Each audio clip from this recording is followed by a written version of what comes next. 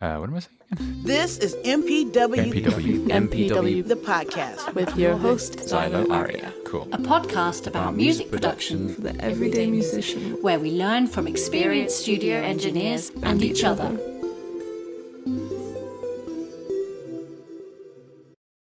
Hello, everyone. Welcome to this episode of the MPW podcast. I'm your host, Xylo Aria, and today we are talking to Ulrich Wild. So Ulrich is a Grammy-nominated multi-platinum producer and mixer, and he has worked with numerous bands, including Death Clock, Pantera, Static X, White Zombie, Deftones, to name a few, and he is based out of LA. So it's great to have you, Ulrich, at a very late time for you, so midnight. How are you? I'm doing very well, thank you. Thank you for having me. Yeah, pleasure. So what have you been doing all day? So towards the end of your day, I assume? It is getting there. Yeah, we're just kind of wrapping up the recording day or the mixing day. Been doing a lot of mixing during this pandemic. Oh, yeah. Which has been working out for me throughout the whole year, really. So I can't really complain. Yeah. It's been, obviously such a strange year for some people. And especially in music, it's challenging. But I think for some people in the kind of mixing world, it's actually been all right from what I've spoken to. And they seem to be fairly busy. So that's good. Correct, yes. I've been fortunate or misfortunate, depending on when you start counting. But I've had my studio set up at home now for over 10 years. So having to work at home wasn't a change at all in that sense. The way that came about was during the big music drop-off in like 2008, where everything disintegrated or really started to disintegrate, when we had the Great Recession or whatever you want to call it. And that's kind of when everything really started to change around here. And that's when I started to set up a home studio, if you will. It's a pretty decent place. It's not a commercial facility, but it gets the job done. Tracking drums, I can do anything and everything here. So for us, not much has changed. I get to get out of the studio for some grocery shopping and maybe a run to the bank or the post office. But other than that, I'm pretty much locked up in here anyway. So pandemic or no, it's really not much of a change for me. Yeah. No, fair enough. Yeah, a few of our guests were saying we've kind of been in training for this for years as engineers. Yeah, literally, You mean I don't have to make excuses to not go anywhere? How terrible. Before I always had to value, I can't because I'm busy, I have to, and now it's just like COVID, not coming. Okay. Yeah. Couldn't even if I wanted to. Right. It's a good excuse. Lovely. And I'd love to hear a bit more about your journey into, production and mixing, and you specialize in, rock and heavy metal, it seems. So how did that all come about for you? Rock and metal and, been branching out into alternative and goth and dark wave and particularly, I think, hybrid styles, like Static X, when they just cram heavy metal and disco together and things like that. I seem to be able to put on both of those hats and create a new thing. Like whenever they put like a hybrid kind of things together, the danger is that you want to do one thing with the elements of another, as opposed to creating something new that has the elements of both. You know what I mean? Like you're either a metal band that raps or a rapper with metal influences, but you're not like this new rap metal thing. You know what I mean? You know what I mean? Yeah. But anyway, so I don't know how detailed you want me to get into this life story of mine. Dating back 35 years. Will be fine. I was just your average, ordinary dummy in Switzerland who wanted to be in a band. And Switzerland is just not very conducive to being in bands as a general thing. There are some cool bands that came out of Switzerland, or I'm sure there's some that are coming out of there. But by and large, it's not a thing that you do.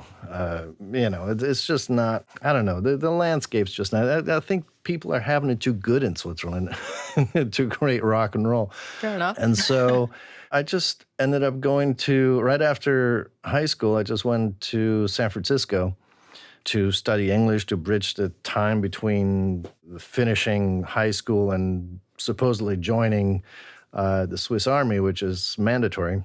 But then I just kind of liked it over there. And I stayed. And 4 days into my arrival, I met this wonderful girl that is now still my wife. And that was That's lovely. That was, to put a date stamp on this, in 87, 88. And we're talking like the last millennium here.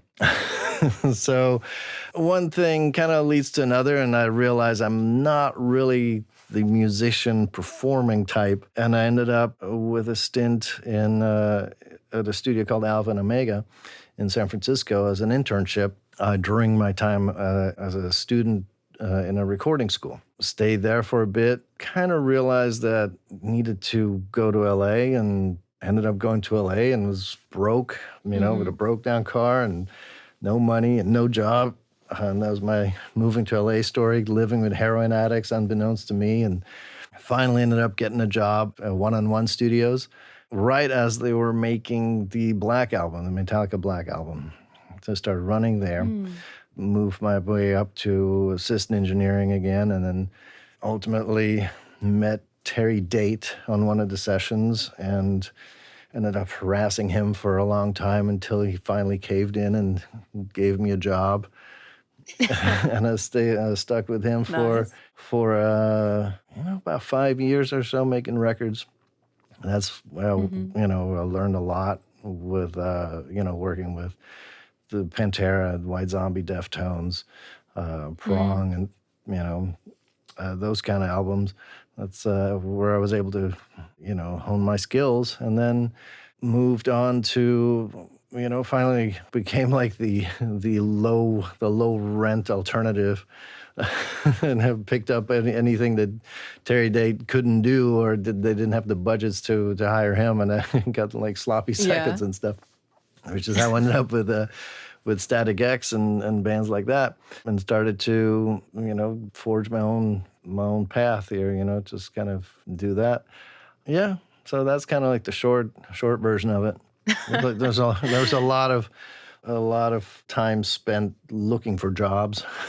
It wasn't just one after the other. Not always. Working with Terry was very. We were very busy for quite some time. Yeah. Then going out on your own gets much less busy. Yeah. And when you said you moved to the US to study English initially. Yes, initially. Yeah, and then did you study production or engineering, or did you just kind of go through the intern route? Both. The being a student in a recording school allowed me to get an internship or get a running position at the studio in San Francisco. The school was incredibly bad. It was just really awful. Why? Just so many reasons. Okay. For one thing was that they frowned on doubling instruments. Yeah, that was one thing. They didn't, it was just information-wise, there was just not much that they were telling me or telling any of us, really. And I always felt like I was way ahead of the curve because I was having that internship in the studio. But, they didn't let us finish that one project. Each student had to do a recording project. Two of us banded together, and we made a big project happen, but we ended up stealing the reels, the 2-inch reels, and going to the studio and doing it in downtime and finishing it up, making actually a big thing out of it. And then bringing the reels, making a copy, bringing the copies back. And so it was pretty funny. But yeah, I was just could have been a much better school, I suppose. Yeah. I think Interesting. they must be better now. Well, no, it's one of these things where you're learning. Like recording schools back then, I don't think were as valuable as they are now. I think back in the day, it was much better to get that experience as an assistant engineer and just watch, getting those hours in and seeing everybody come through and doing everything at different styles and different techniques and different ears, just hearing things different, like different musical styles, different engineering styles, production styles, all that stuff, you just absorb that. And that's kind of when you're ready to go out on your own, when you're just not learning that much anymore on each session. And you're kind of getting to the point where it's like, all right, I've seen this a million times. All right, I get it. You're doing an effects then, you know what I mean? At first, it's exciting when you got an automated effect. By the time, you've been there 5 years, you've seen it a million times. But, just the experience of, aligning those tape machines and like touching the microphones all the time. Yeah. Just cleaning up and knowing where everything is and, going through the manuals for each piece of equipment and all that stuff. It just takes time. It's really hard to do in a recording school. You know what I mean? Somebody telling you is like, here's your patch bay. And I was like, okay, great. But, what do I do with it? And really working, Now, I think the schools are probably more valuable because a lot of engineering positions and assistant positions don't exist anymore. So now you can either learn how to engineer out of a Pro Tools manual, or you can go to a school or there's a lot of, like YouTube now is now and podcast is a big thing because, you need to get information from somewhere. Manuals are very dry. I happen to be one who can read a manual and wouldn't say I enjoy it, but I like knowing everything about a piece of equipment. And you can't, some gear is intuitive, and obviously some stuff doesn't require you to read a manual anymore. You get a new compressor, it's probably going to act very similarly to the other compressor. Yeah. Unless there's a knob on there you have no idea about. What does this do? And then you can read it up. But some stuff you just won't know about, recording software and plugins, and that stuff can be so deep. Or an H3000 or 9000, whatever they have these days. I don't use those things anymore. I used to use them a lot, or a TC2290, those things with the special numbers, and you know what I mean, like all that. You have no idea what those things do. I don't know if that's getting too technical for folks, but because that's just old school weirdo talk now. There's just some stuff that you just need to read the manual for. Yeah. And so, but now, those recording tools, I think, allow you to get your hands on stuff, whereas YouTube videos don't. Yeah, I think with so many of these things, there's only so much you can learn without kind of jumping in and doing it yourself, which experience is the best way to do that. So no, fair enough. And you said you work a lot with rock and metal, but also you've mentioned a few other genres that have been branched out into that. Was that kind of what you were listening to and what you really enjoyed, and that's the path you went down, or was it something else? Well, there's a weird thing that happened as the downturn came upon us back in 2008 or so, where, I was doing these metal records, Pantera and, stuff like that, and that was super heavy. And as metal changed and got heavier, I wasn't so much of a go-to guy anymore because the style that I was doing wasn't quite heavy enough anymore for them. Or at the same time, my style was too heavy for rock bands. Right. So I was kind of sitting in the middle there somewhere, and I was able to take the opportunity of this downturn to reinvent myself a little bit and pick up other bands and work with other artists that had nothing to do with metal other than perhaps their attitude. Right. You know what I mean? It's there's a metal attitude of I don't give a fuck. Yeah. I don't know how much cussing I can do on your show. But that's very much kind of like the metal attitude, and which is why I got into metal to begin with as a kid. it was a reaction to everything that was on the radio in Switzerland in the 80s. It's like you're talking about Madonna nonstop, and nothing against the lady, but it wasn't what I wanted to listen to. And, and I could go on about an entire thing about why the music business changed for the worse, but basically. Sounds interesting. Maybe another episode. Yeah, I don't know, we'll see. But anyway, so yeah, the reaction, everything's like an action and a reaction. So if you're exposed to stuff you don't like, or, then you seek out things that you do like. And in Switzerland, when I grew up, there were 2 or 3 radio stations, and heavy metal was only played at like midnight on Saturday or Sunday morning. And so the rest of it was all just whatever, all day, all week long. And so, you just kind of had to find your own thing, do your own thing. And so it's a reaction to what's going on out there in the world. Fair enough. So when you work with different bands, do you feel like your role as a producer changes depending on who you're working with, or is it fairly similar across projects? That is kind of like the fun part of the job, because, not only is it different from project to project, it's different from person to person within the project, and sometimes from day to day with a person.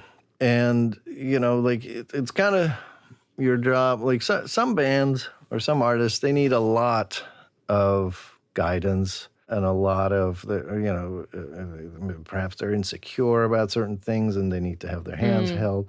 And other ones, like, your only job is to, like, not fuck it up and stay out of the way. You know what I mean? So I'm serious. I mean, sometimes it's just like, don't touch it. It's fucking good, Okay. And so, you know what I mean? It's like, I'm just going to ruin it if I say anything, Yeah. And that's kind of hard, because some people think that they need to do stuff because they get hired to do it or hired to do the job, but knowing what that job is can be very difficult. I'm working with somebody right now, or I've been working with them for a long time, and they do things very unconventionally. Nothing that I would ever think of doing as a first step, right? Like, they basically sidechain everything. They just go do things because they hear it a certain way. And if I were, and they're like, am I doing it right? It's like, no, probably not. But that's okay, because it comes out really good. And, especially young artists and young producers, they are inexperienced people. They got hung up on am I doing it right? And totally, yes, there is a technically appropriate or proper way of doing things, and that gets boring. You know what I mean? And so you want new things to happen. Like, well, this wasn't designed to do that, but it does it. You know what I mean? So let's do it. Why? You know what I mean? Nothing that we're doing is going to really hurt people, aside from maybe feedback in the headphones or whatever, or something like that. We're not flying a plane. It's not going to crash and 300 people are going to die. You know what I mean? It's like none of that. So you can do whatever you want. And, like, if it's good, it's good. It's like, well, what's the best thing for this? What's the best thing for that? I don't know, the thing that you have in your hands when you have the idea that, like, it's the one, does it sound good? So, well, does it sound good to you? It's like, I love that. They get hung up on stuff. Like, it has to be a real tube amp. It's like, no, it doesn't. If you get a real tube amp and you can't play, then it's going to sound terrible. You know what I mean? And if you can't play and you get a really crappy little amp or a simulator or whatever, and you come up with the coolest song ever, then that is just fine and dandy. I love that. It's so true, and something, people hear a lot, and I know I hear a lot as well, especially people starting out, is always like, but how do other people do it? And which is good. I mean, it's great to learn from other people and what other people might be doing. But then it's like, is this the exact step that I should be doing? And that's, I think it's just a matter of confidence, really, of feeling like, maybe I've just started, so it's probably wrong. And yeah, so it's really nice to hear that from you. Of at the end of the day, if it sounds good, then that's the main aim, isn't it? So yeah, awesome. So I was reading David Gibson's book, The Art of Mixing, which I do love, and he mentioned that, or he kind of mentions different mixing styles and calls them a particular thing. And he often refers to metal as like a wall of sound, which, you know, it can be sometimes. It better be. Just so much going on. Yeah. And in that sense, how do you find space for each element when you're getting hit by everything to actually be able to hear everything? Do you have any way that you go about that? In some ways, it's no different than anything else in that it all has to work together. If you have two instruments or a voice, a vocal and a guitar, let's say, they both take up a certain frequency spectrum. And if you're lucky, they sound good together and you don't need to do much because you have a lot of space around them that nothing steps on them. When they hopefully don't step on each other because the song is good and the parts complement each other. As you add elements to them, that frequency spectrum or their domain gets smaller, right? Because other things have to fit around it. The question is what fits where, right? And you just keep filling in holes in those sections, in those spots in the frequency spectrum where things can poke through. And so, there's general stuff that I look for, and that's, the sibilance of a vocal and the cymbals and the fuzziness of the guitars. They sit on top. They need to work together. Like if the cymbals are too loud, it crushes on the other things. I just popped my mic. I have to edit that out. That's fine. Automate that thing down.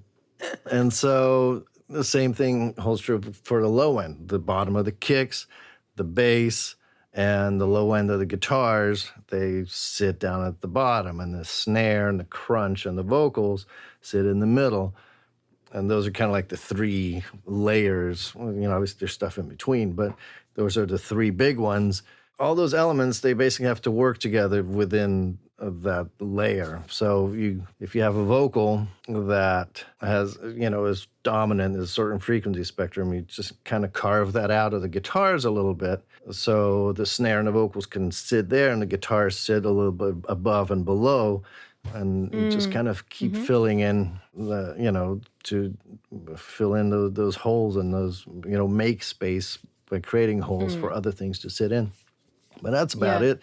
And that really holds true for any musical style, Yeah, fair enough. And I mean, one thing when you think of metal music is like screams and like kind of having that element that you don't really see in other styles of music. And when I have had very little to do with working with metal music, but when I think of someone screaming into a mic, all I'm thinking is just peaking everywhere. So how do you go about recording that and also mixing that? Well, let them do it. That's the main thing. Okay.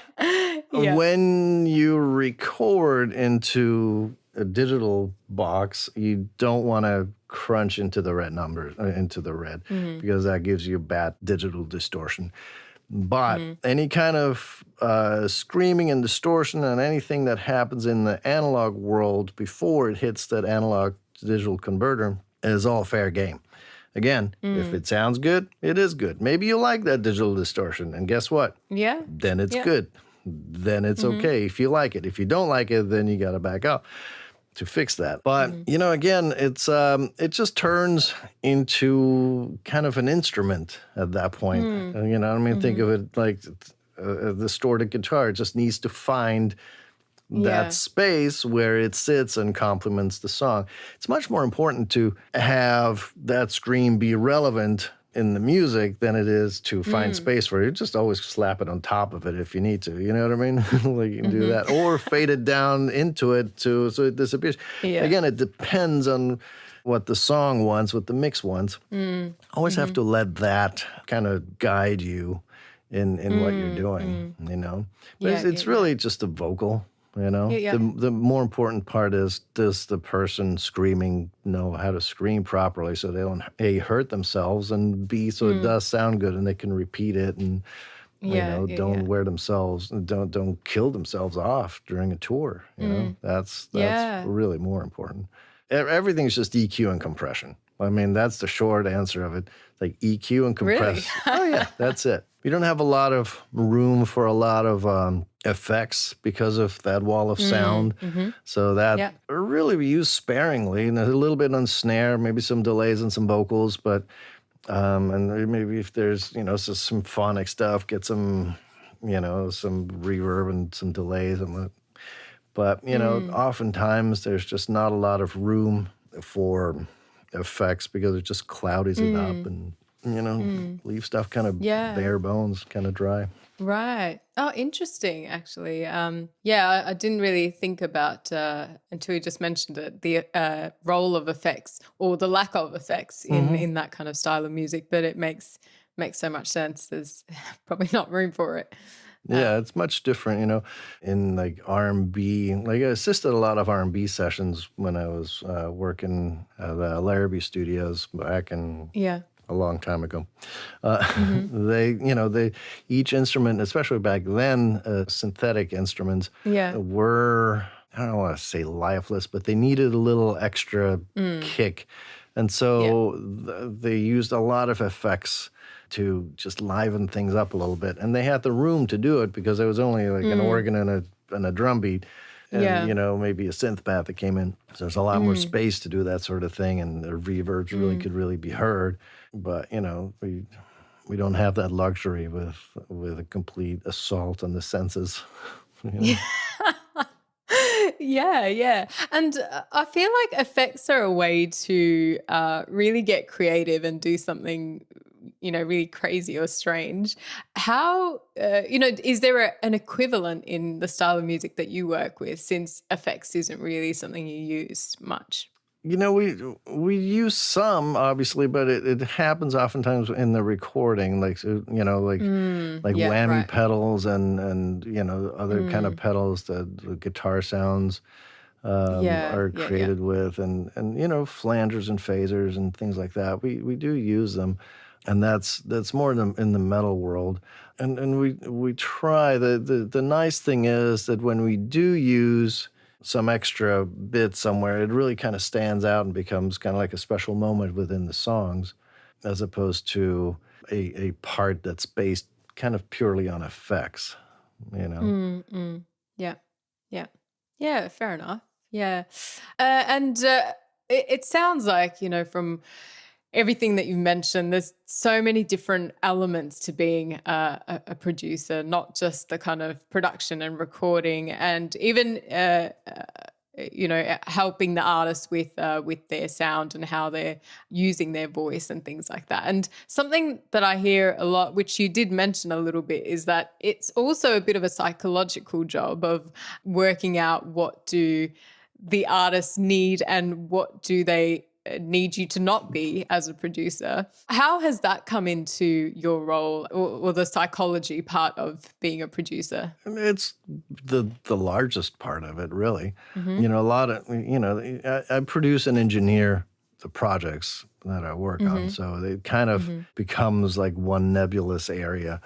But, the hard part is to get people to believe in themselves and to, get the best performances out of them, to, I don't know, it's like sometimes it's as easy as just ordering pizza for someone and getting them, or knowing that, that guy can only have 4 beers before he's completely gone, or before the day's over, or, you know what I mean? Like, let's have him bring the dog. You know what I mean? They need to bring the dog in, so let's have him bring the dog.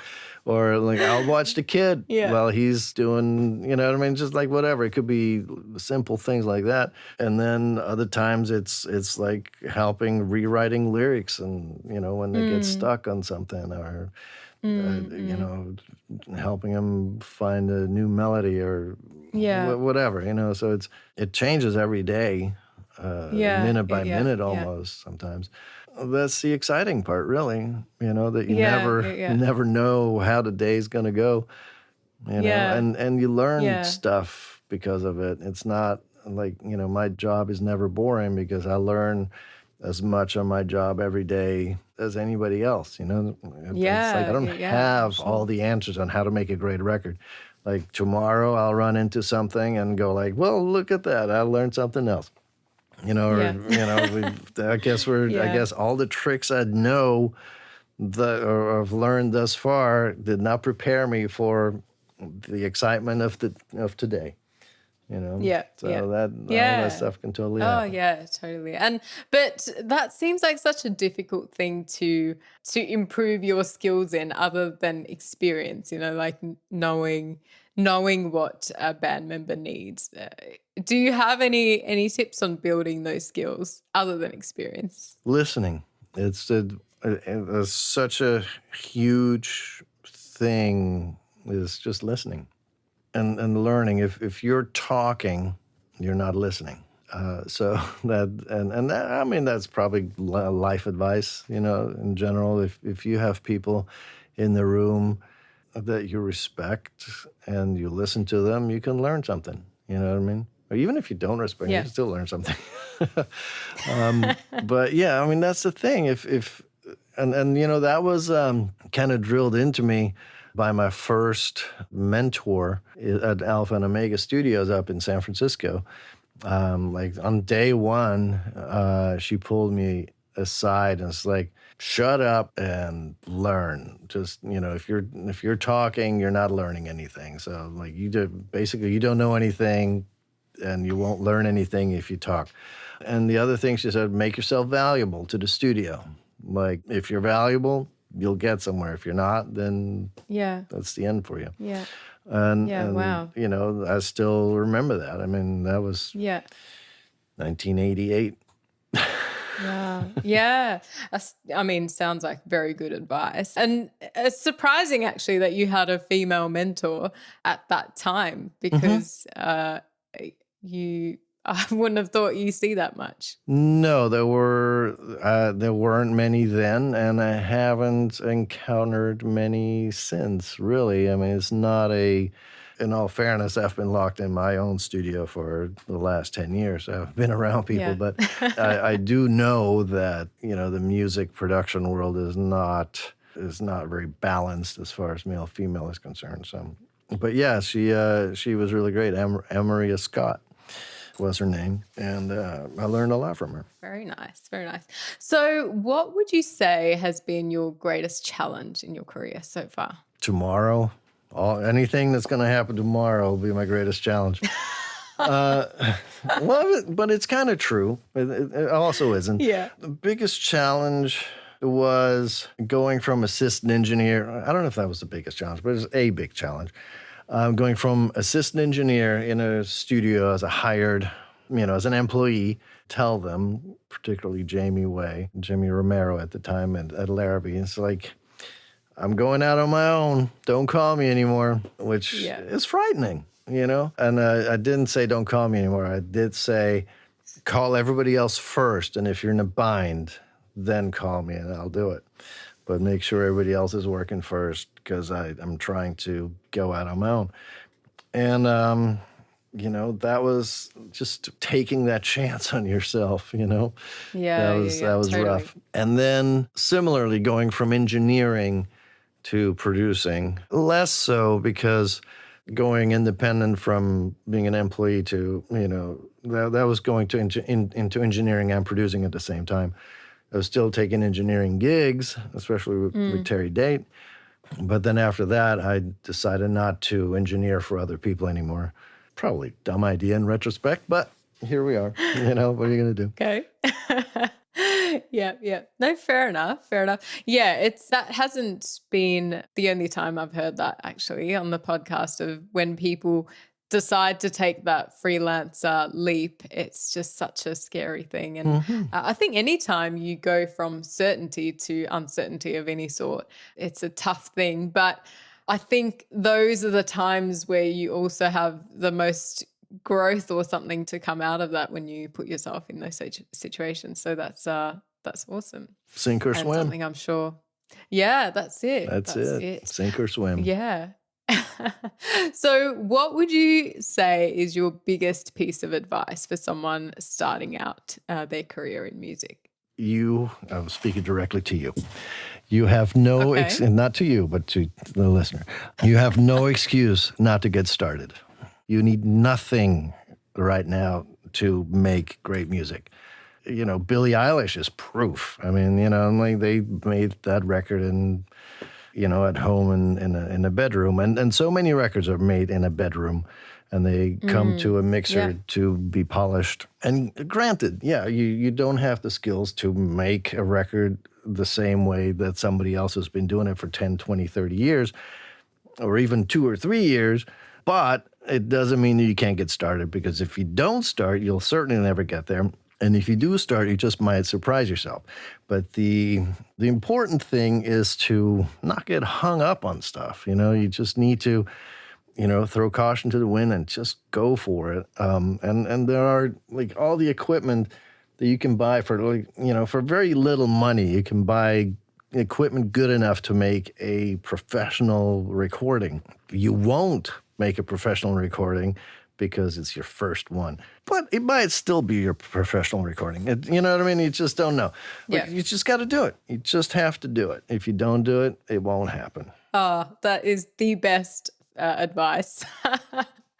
So thank you for that. I'm feeling very inspired hearing that, Ulrich. So I hope many people in our audience feel the same, because it's so true. I think a lot of people are like, oh, how do I do this? But then once I do that, how do I do that? But then it's like, okay, have you started? Have you taken that first step? And it's like, no. It's the first step. It's scary. It's the sink and swim thing. You know what I mean? It's just got to make that first step and fall on your face and realize that falling on your face in the music creation world is not really that terrible, you know? Love it. Love it. So many good one-liners there, Ulrich. So that's great. Cool. Thank you so much. And we have a few questions from our audience for you. Okay. So the first one is from Vesna Ann. So Vesna asked, how did you find your first paying client? I guess you went from working in a studio to for yourself? Yeah, the first paying client is kind of a loaded question in some ways. I had, like, my very first paying clients were just very tiny little things where I picked up the slack of something that was happening in the studio. They needed an extra person to do like vocal overdubs on a project that was already happening. And so that, and they, although they count, they didn't propel me into anything further down the line. Really, Terry Day was the person who took a chance on me. And it really was just a matter of me being valuable to him during the session that I worked with him, and then staying in touch with him. And it really wasn't until quite some time later that he ended up taking a chance on hiring me for an album that he felt secure in taking a chance on me with. Like, it was before, it's a band called Animal Bag. It was before Deftones and White Zombie and all these other things. It was kind of like a trial run on a record that he was comfortable. Because he was a guy who also was just producing and engineering his own thing. And I think he wanted a little bit of a break, and he needed somebody to pick up some of that workload and I guess he felt comfortable in trusting me, which, that is a huge thing, establishing like trust and all that. So I'm forever grateful for having had the opportunity to work for him. And I would definitely say that he was certainly my first biggest client so to speak. Yeah, yeah. Cool. Love that. And then we have another question from Diana. So Diana asked, how do you get vocals to sit well in a mix with heavy guitar? So you did cover this a little bit. We did, but it's EQ compression. I mean, it literally like that's as much as I can tell you. Like every instrument, including vocals in instruments, every sound has a range or a region where they have some kind of murkiness, stuff that doesn't sound all that great. And usually I start by finding that and I suck that out. And then I go further by boosting the stuff that I do like. And so I kind of go through that with each instrument. And the vocal has its own spots where it does that. And hopefully they kind of coincide with the other ones that, and it all just starts to kind of fit together. And sometimes it's a battle. Yeah. I mean, sometimes you really have to find these EQ points that complement each other, where you make the space in the guitars by sucking out their murkiness, and hopefully the pleasing portion of the vocals sits in that section. So like the space of the guitars allows for the vocals to come through. Yeah. So that's, kind of what we're looking at. Yeah. Cool. Yeah, no, that's really useful. And it's not just murkiness. It's also, it's also, there's a crunchiness, like usually in the like 1.5K area, like there's a, where the vocals really poke through. There's like a nastiness in the guitars that you can kind of dial back so the vocals can come through Right. too. So it's not just murkiness. It can be elsewhere in the frequency spectrum. Okay, cool. Yeah, no, good to know. We do have another question, but I feel like your answer is going to be EQ and compression, which is by Kaiser Beats. And Kaiser asks, how do you treat acoustic drums, particularly kicks? Anything you want to add to that? Well, you are right. It is EQ and compression because that's literally all we have. It's a tone control and a volume control. That's all it is. And literally, we're making everything louder somewhere. If you think about it, a volume fader, that's making it louder, right? If you boost high end, you're making it louder. If you're using a compressor, you're making it louder. If you're panning it to the left, you're making it louder. It's always about making something louder somewhere. And so, the acoustic drums, that's a big one. You know what I mean? There's that's the subject of a lot of sleepless nights. They're and it goes back into like a lot, and it depends on the style. When we're talking about metal, a lot of attack, like a lot of high end boosted, and oftentimes sucking out some real boxiness, and then boosting some low end. Again, it depends how it was recorded. You know what I mean? If somebody already recorded it that way, you don't want to overdo it because then you get weak get weak drums in a different way. There's fabulous new tools out that we didn't have back in the day. Like, there's the Sound Radix drum leveler that is really helpful with getting things sounding even. And that's always big, especially when you have a drummer who is not very consistent in how he hits his drums. They're human, so that you can't expect like a completely consistent performance because that's not realistic. But there are some parts don't lend themselves to be all super, super solid because they're so fast, And so, you just have to kind of do what you have to do to get things to sound right, which, the tone of the drums and then the volume of it, and, just kind of hope for the best. Love it. That's actually great because I feel like that really, because some people look at the world of, the crazy number of tools that are out there really at the moment, and you can just feel really overwhelmed. But from what you're saying, at the end of the day, there are maybe classes of things, and the tools that you use most often are probably the simpler ones. Yeah. You should have one go-to plugin Yeah. that, What's yours? I'm assuming that most of your listeners will be heavily in the box, Yeah. simply because of, that's what's going on, and consoles are Yeah. just, they're nice, Yeah. but they're very big and hot. But the thing is, even if you have a console, like you have a go-to plugin, that's the EQ on the Yeah. console. And that's kind of what it boils down to. Like the fewer plugins you have, the easier it is for you to mix something, because you spend less time fucking around with stuff. Like my go-to plugin is the Waves SSL 4000 EQ or channel strip, and it has my EQ, it has my compressor, it has my gate. It's 80% of what you need, what I need. And it's like sitting in front of an SSL, which is how I learned. The color looks familiar. The knobs look familiar. It does pretty much what I expect it to do. It's how I start, and that comes up, and I go for it. And if I can't get it out of that, then I'll go look elsewhere. And I add compressors and de-essers and all that stuff. That all comes into play as well.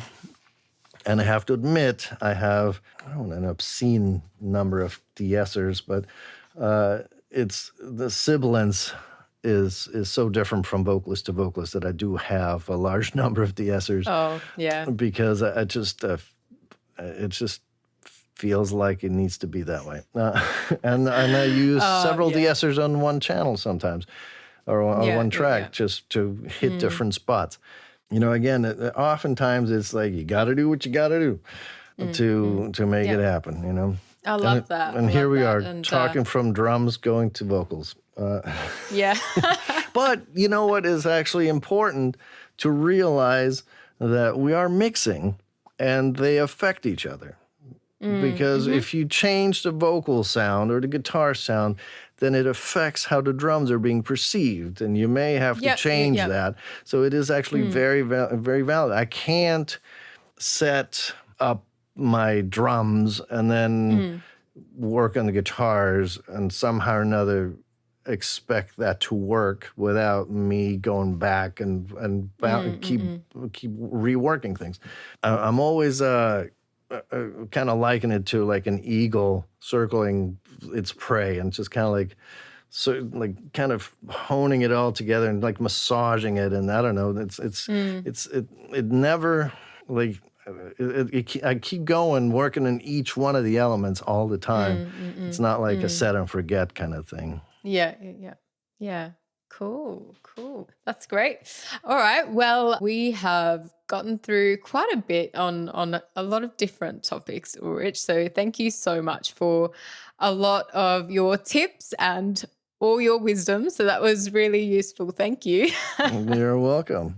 No worries. So is it hopefully bedtime, or are you still working on some stuff? Well, I'm always working, even when I leave the studio, and there's always stuff in your brain, Yeah. But yeah, it'll be time to turn in pretty soon. All right. Sounds good. Well, thank you again for spending time with our audience. And I hope you have a great night and week ahead. All right. Well, thank you very much. Thank you for having me.